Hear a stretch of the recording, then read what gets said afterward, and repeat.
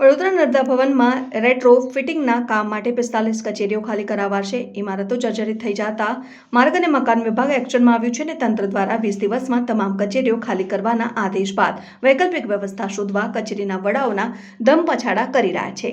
જોકે આ ઇમારતો જોખમી હોવા છતાં પણ અહીં રોજિંદી કામગીરી ચાલી રહી છે. વડોદરામાં સૌથી વધુ સરકારી કચેરીઓ ધરાવતી બહુમાળી બિલ્ડિંગ નર્મદા ભવનને ખાલી કરવાના આદેશો છૂટતા જ આ બિલ્ડિંગની ઓફિસોના વડાઓ દ્વારા નવી જગ્યાઓ શોધવાની કવાયત શરૂ કરી દેવામાં આવી છે.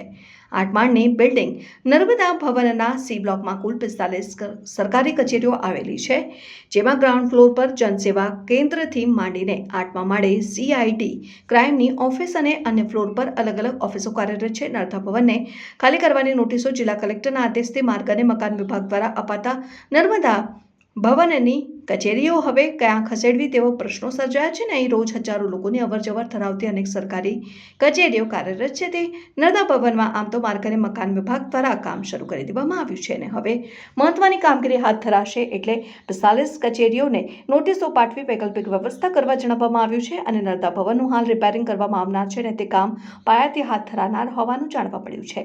ભૂકંપ કે ધરતીકંપ જેવી કુદરતી હોનારતોમાં બિલ્ડિંગ ટકી રહે તે માટેની સૌપ્રથમ કામગીરી હાથ ધરાઈ રહી છે. બિલ્ડિંગ સેફ કરવા માટે રેટ્રો ફિટિંગનું કામ ₹7 કરોડના ખર્ચે હાથ ધરાશે. આ કામગીરી 1 સપ્તાહમાં શરૂ થઈ જાય તેવી ગણતરી રાખવામાં આવી છે અને આ કામ દરમિયાન કોલમ અને બીમ તોડવામાં આવશે, જેથી સાવચેતીના ભાગરૂપે તમામ સરકારી કચેરીઓ ખાલી કરવા જણાવાયું છે. રેટ્રો ફિટિંગ સાથે બિલ્ડિંગમાં પણ જ્યાં પણ રિપેરિંગ કરવાની જરૂર હશે ત્યાં તે કામગીરી હાથ ધરાશે. નર્મદા ભવનમાં આવેલી મહત્વની કચેરીઓના નામો જનસેવા કેન્દ્ર, જિલ્લા ઉદ્યોગ કેન્દ્ર, ઝોનલ ઓફિસો, મામલતદાર ઓફિસ, નશાબંધી ઓફિસ, સ્ટેમ્પ ડ્યુટી, નાયબ કલેક્ટરો, ACB, CID, લેબર, સિંચાઈ વિભાગ, IB. નર્મદા ભવનમાં આવેલી કચેરીઓ શિફ્ટ કરવાની નોટિસો બાદ નવી જગ્યા શોધવા માટેના પ્રયત્નો હાથ ધરવામાં આવ્યા છે. સૂત્રોએ જણાવ્યું હતું કે કેટલીક કચેરીઓ એવી છે કે તેની પેરેન્ટ કચેરીઓમાં ખસેડી શકાય, જેમ કે મામલતદાર ઓફિસ, કોઠી કચેરી, સિંચાઈ વિભાગની ઓફિસ ગેરી ખાતે અને પોલીસને લગતી પોલીસ ભવનમાં શિફ્ટ કરી શકાય તેમ છે. જ્યારે અન્ય કચેરીઓ જ્યાં લોકસંપર્ક ઓછો હોય તેવી કચેરી માટે ગુજરાત હાઉસિંગ બોર્ડની માંજલપુરમાં તુલસીધામ GIDC રોડ ઉપર આવેલ 281 ક્વાર્ટર ખાલી છે અને જ્યાં શિફ્ટ કરી શકાય તેમ છે. નવી બિલ્ડિંગ બનાવવા માટે પ્લાન અને એસ્ટિમેટનું કામ શરૂ કરાયું છે. નર્મદા ભવનમાં રેટ્રોફિટિંગ સહિતનું રિપેરિંગ કામ કરવા માટે 6 થી 8 મહિનાનો સમય થશે. આ સમય બાદ જે તે કચેરી પાછી પોતાની મૂળ જગ્યાએ પરત ફરી શકે છે. બીજી બાજુ નર્મદા ભવનને તોડીને તે જગ્યા ઉપર બીજી બહુમાળી બિલ્ડિંગ બનાવવાની તૈયારીઓ પણ પૂરજોશમાં ચાલી રહી છે. આ કામ માટે 2 થી 3 વર્ષ જેટલો સમય થાય તેમ છે. સૂત્રોએ જણાવ્યું હતું કે નર્મદા ભવનના સ્થાને નવી બિલ્ડિંગ બનાવવા માટેનો પ્લાન તેમજ એસ્ટિમેટ બનાવવાનું શરૂ કરી દેવામાં આવ્યું છે અને તેનો રિપોર્ટ ટૂંક સમયમાં સરકારમાં રજૂ કરાશે. કરી રહ્યા છે હાલ, અને દરેક ઓફિસને અમે લોકો શિફ્ટ કરી દઈશું. અને કુબેર ભવનમાં પણ આ જ સમસ્યા છે.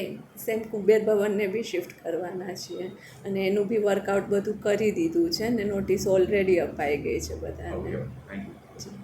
વડોદરાની જો વાત કરીએ તો કુબેર ભવન અને નર્મદા ભવન ક્યાંક લોકો આમ નાગરિકો માટે જોખમી સાબિત થઈ રહ્યું છે.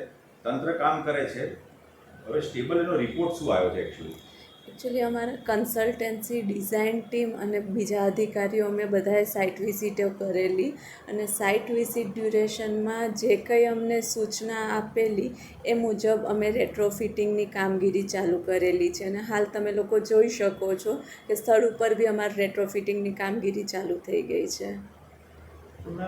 એ બિલ્ડિંગ ખરેખર આ બિલ્ડિંગ તો જોખમી ખરી કે નહીં? કારણ કે ત્યાં લગી હજારોની સંખ્યામાં લોકો ગુજરાતભરમાંથી એટલા માટે જ અમે લોકો ખાલી કરાવીએ છીએ કે કોઈના જીવને કોઈ જોખમ ના થાય અને વિથ સેફટી અમે લોકો એ કામ કરવા માંગીએ છીએ.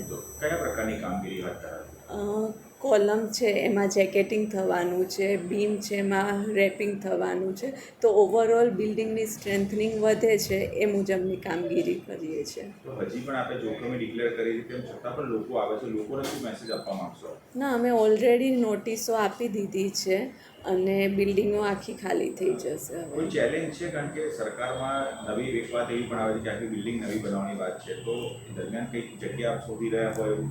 હા, મારે નર્મદા ભવન માટે નવી બિલ્ડિંગ પ્રપોઝલ ઓલરેડી અમે લોકોએ કરી લીધી છે અને હાલ કલેક્ટરશ્રી થ્રુ બી લેન્ડ માટે પ્રપોઝલ અમે સબમિટ કરી છે. તો લેન્ડ મળશે એટલે અમારે નવું કન્સ્ટ્રક્શન બી સ્ટાર્ટ થશે. તો ત્યાં આગળ જ બનશે કે જગ્યા બદલાશે? ના, જ્યાં અમને લેન્ડ એલોટ થશે એ જગ્યાએ થશે. કામ ચાલુ ઓફિસો ક્યાં આગળ શરૂ કરવું મોટો પડકાર છે, કારણ કે લોકો આટલી 10 માળની બિલ્ડિંગ બિલ્ડિંગનો સર્વે કર્યો હતો અને જ્યાં સ્પેસ અવેલેબલ છે એ રીતે કોઈને તકલીફ ના વાત ચાલુ રાખો. એટલે આ ક્યાં સુધી એટલે એ લોકોને ત્યાં શિફ્ટ કરી દઈશું. તો એક સામટુ એક બિલ્ડિંગમાં આવે તો એટલી બધી જગ્યા તો આપણી પાસે એવું 20 નહીં. દિવસનો મેં ટાઈમ આપ્યો છે બિલ્ડિંગ ખાલી કરવા માટે અને સામે ક્યાં એ લોકોને જવું છે